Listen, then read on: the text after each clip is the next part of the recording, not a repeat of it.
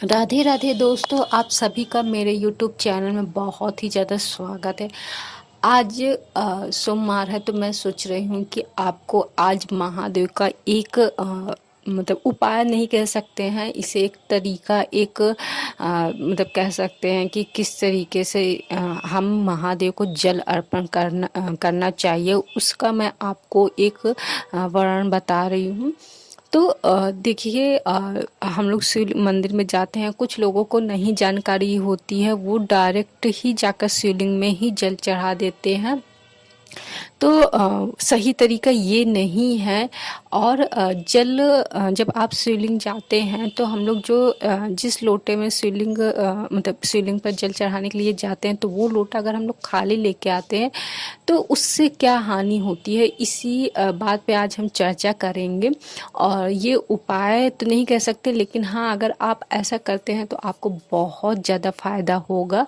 तो वीडियो के अंत तक ज़रूर बने रहिएगा और चैनल को प्लीज़ सब्सक्राइब कीजिएगा। मैं यही देख रही हूँ, व्यूज़ बहुत आ रहे हैं पर लाइक नहीं आ रही है, ना सब्सक्राइब आ रही है। अगर आपको थोड़ी भी मेरी वीडियो पसंद आ रही तो प्लीज़ चैनल को ज़रूर सब्सक्राइब कीजिए, ताकि आप सब्सक्राइब करेंगे तो आपके ज़रिए किसी और को भी ये जानकारी होगी तो आप एक तरीके से पुण्य का काम करेंगे और महादेव आपसे और भी ज़्यादा प्रसन्न होंगे। तो चलिए वीडियो की शुरुआत करते हैं।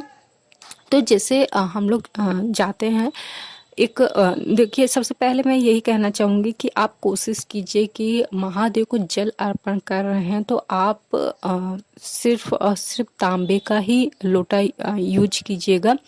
छोटा बड़ा वो आपके ऊपर निर्भर करते हैं, लेकिन कोशिश कीजिएगा कि आप तांबे का ही पात्र उपयोग में लाइएगा। और ये भी ध्यान रखिएगा कि अगर आप जल चढ़ा रहे हैं तो सिर्फ तांबे का पात्र यूज कीजिएगा।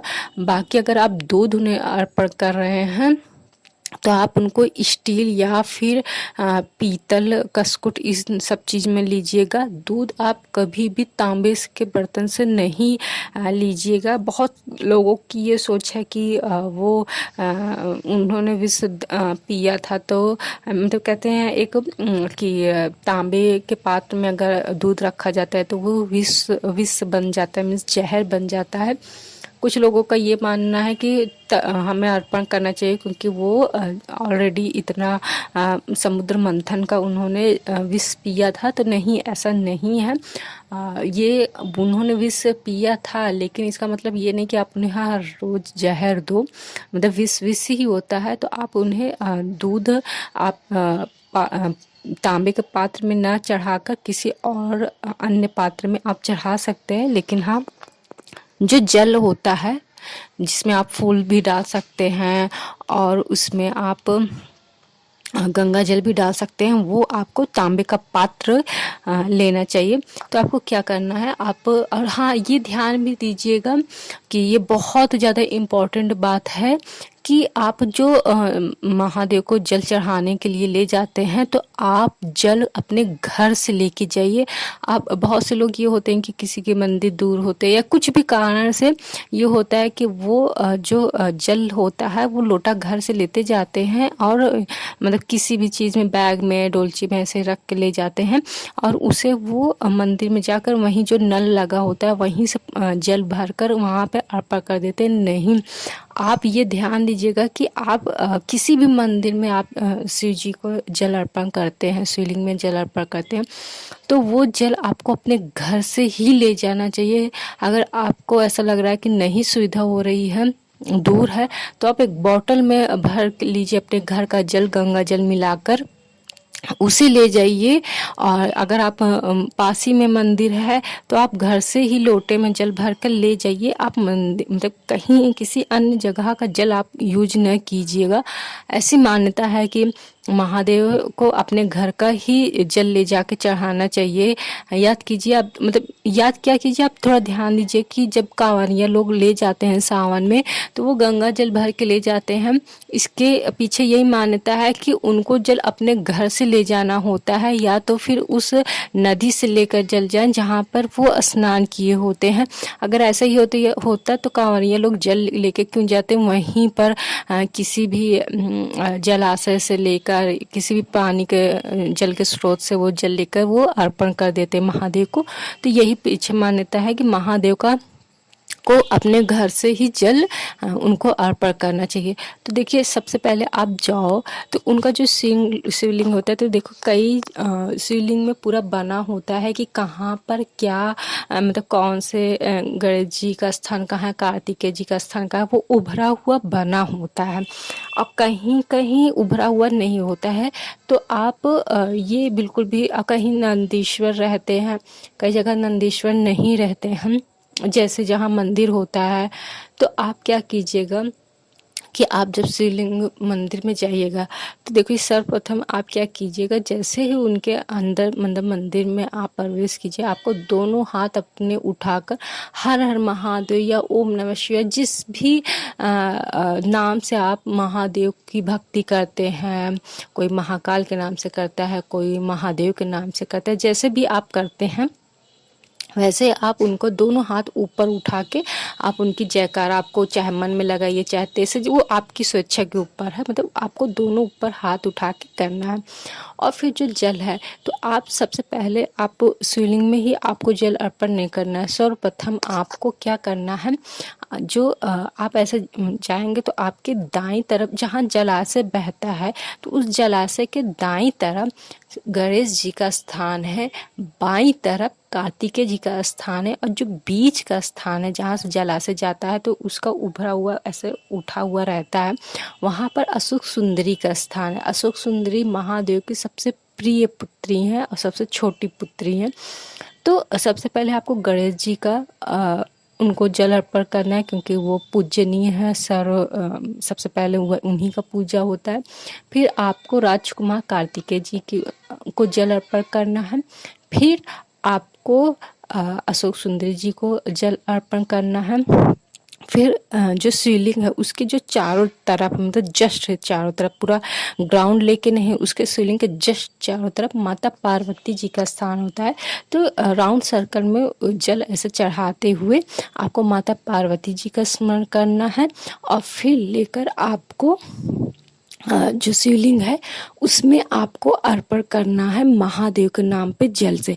और ध्यान दीजिए कि जब भी आप महादेव का जल अर्पण करें, बिल्कुल भी जो जल की धार है वो शोर ना करे, मिस, और पानी का छिट्टा जो मिस, जब भी आप जल अर्पण करें शिवलिंग में, जब वो जल टकराए तो एक छिट्टा ना पड़े। देखिए आप थोड़ा सा आप इस पे ध्यान देने की बात है कि जल चढ़ाने का कई तरीका होता है। बहुत ही जितना स्लो आप चढ़ा सकें उतना स्लो चढ़ाइए, और मतलब कि बहुत थोड़ा वक्त देकर आप चढ़ाइएगा। और छीट बिल्कुल भी नहीं आनी चाहिए, जैसे छिट्टा जिसे कहते हैं वो नहीं आना चाहिए। और साथ में ये भी ध्यान दीजिएगा कि जो जल आप चढ़ा रहे हैं उसका धार ना टूटे। उनको अर्पण करने के बाद फिर जो नंदी जी रहते हैं वहाँ पे, उनका जो आगे वाला पैर, जो दो पैर होते हैं, तो उनका एक पैर ऐसे उठा रहता है, तो वहाँ पे उनके आगे वाले पैर, जो आगे दोनों का जो आगे वाला पैर होता है जो उठा रहता है, उसमें उनको जल अर्पण करना है। और फिर उसके बाद आपको जो साइड में अगर नंदी जी हैं तो आप ऐसा अर्पण कर दीजिए। अगर नहीं है, क्योंकि मैंने कई देखे हैं कि जहाँ पर ऐसा नहीं होता है कि नंदीश्वर जी भी रहते हैं, कहीं कहीं रहते हैं, कहीं कहीं नहीं रहते हैं। तो अगर नहीं है तो आप उनके नाम का ही उनको स्मरण करके आप कर दीजिए। क्योंकि देखिए महादेव आपकी तब सुनेंगे जब आप नंदी की सेवा करेंगे, नंदी को खुश करेंगे, तब महादेव भी खुश होंगे। आप नंदी को तो कतई आपको इग्नोर नहीं करना है। तो आप उसके बाद अगर वो उनकी मूर्ति नहीं है तो आप उनके स्मरण करके कर दीजिए।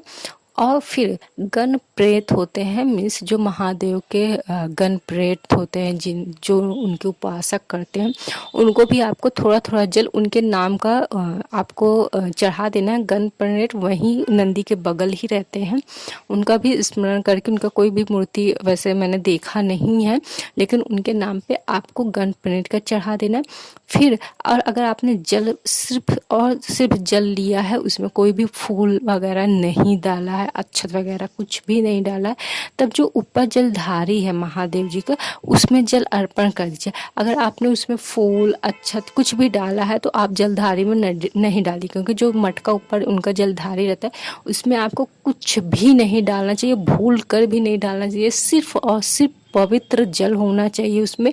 जो सादा जल होता है उसी को पवित्र जल कहते हैं, और उसमें गंगा जल होना चाहिए, पवित्र नदियों का जल होना चाहिए। उसमें फल फूल अक्षत हल्दी तिल्ली ये सब कुछ भी नहीं होना चाहिए। जल शुद्ध पवित्र जल होना चाहिए, ठीक। और अगर आपने फूल पत्ती डाला है तो आप जलधारी में नहीं जल आपको डालना है जो ऊपर मटका है। अगर आपने शुद्ध जल सिर्फ जल लिया है तो आप उसमें भी थोड़ा डाल दीजिए, ठीक।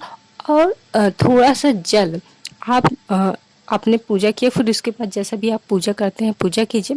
फिर आते वक्त जो महादेव का चौखट होता है वहाँ पे साइड साइड में आपको थोड़ा थोड़ा जल आपको डाल देना है। उनके चौखट में भी जल डालने का उतना ही पुण्य होता है जितना कि महादेव के शिवलिंग पे जल अभिषेक करना। और उसके साथ ही मैंने यहाँ पे थोड़ा सा एक छोटा सा भूल कर दिया है कि जब आप गणपति जी का और राजकुमार कार्तिकेय जी के राजकुमारी अशोक सुंदरी जी का जब जल अर्पण करते हैं आप, तो आपको फिर उसके साइड साइड आपको उनके सभी पुत्र और उनके सभी पुत्री, मतलब महादेव और पार्वती जी के सभी पुत्र और सभी पुत्रियों के नाम पे भी थोड़ा थोड़ा जल आपको अर्पण करना है, ठीक। इस तरीके से हो गया, आपको इतना जल आपने अर्पण किया।